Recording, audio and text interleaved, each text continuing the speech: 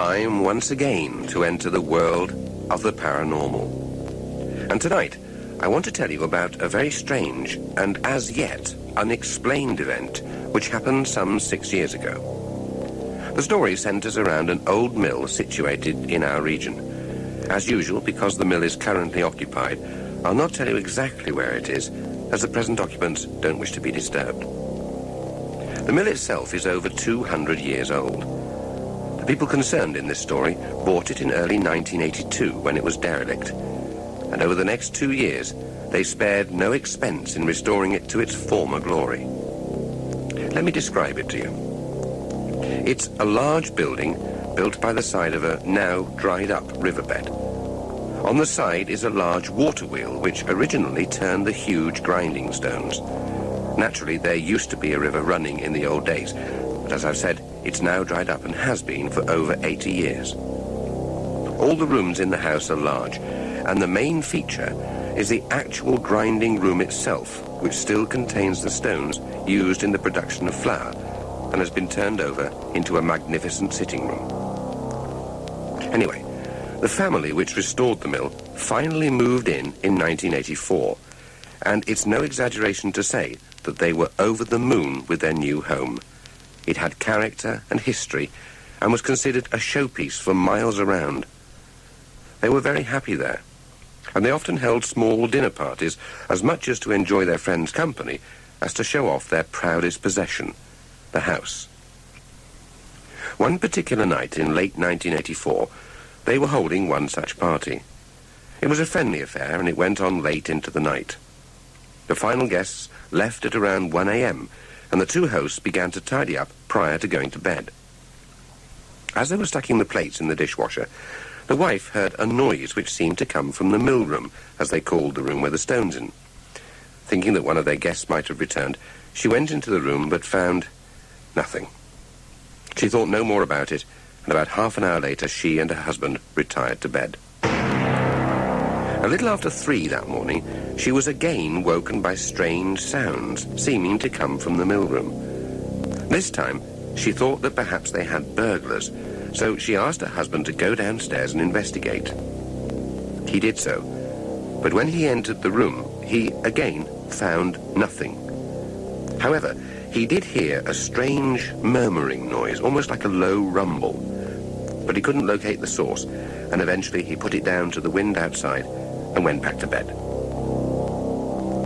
Nothing further happened that night to disturb their sleep, and the next morning they had a good laugh about how a bit of wine can make perfectly natural things seem like something completely different. But that night, again at about 3 a.m., they were woken by the strange, murmuring, rumbling sound. Again, the husband went downstairs to investigate, and again he found nothing. Or at least, nothing he could see. But the noise was quite a bit louder than it had been the previous night, although he couldn't locate its source.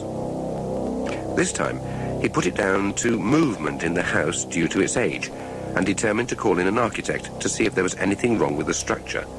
After all, he didn't want it to collapse or anything. Nothing else happened for a day or two, and the architect found nothing wrong with the building. In fact, he said that it was probably stronger now than it was when it was first built 200 years ago. Reassured, the couple dismissed the noises from their minds and got on with the business of living in their dream home. But 4 nights later, they were once more woken by the strange rumbling noise, only this time it was quite loud, and the floor of their bedroom seemed to be vibrating because of it. Slightly worried, the husband went downstairs, this time followed by his wife. As they entered the mill room, the sight that met their eyes made them stop in amazement. Because, although the room was in darkness, the millstones seemed to be glowing with an unearthly light, a pale blue light which didn't cast any shadows. And in the glow from this strange light, they could see what looked like a fine whitish dust swirling in the still air. Immediately, they switched on the light, and as soon as they did so, the rumbling stopped, and the dust became invisible. Disturbed by what they'd seen, the couple returned to bed, but were unable to sleep properly for the rest of the night. The next morning, they examined the mill room in minute detail, but could find no explanation for the glow or the fine dust. What was even stranger was the fact that there was no evidence that there had been any dust in the room in the first place. All the furniture surfaces were clean and dust-free. There was, however, one lasting effect from the night's events. No matter how much they turned up the central heating or piled logs on the open fire, the mill room wouldn't warm up. It wasn't exactly cold, just chilly enough to be uncomfortable. Again, nothing happened for a week or so. And then one Saturday night, just before Christmas 1984, their lives were forever changed. As usual, they'd gone to bed at 11 p.m. and were fast asleep when, at precisely 4:45 a.m., they were awoken by loud noises. This time, it was not just the rumbling sound. It was mingled with the sounds of horses snuffling, people talking, and metal on stone. And it seemed to be all over the house.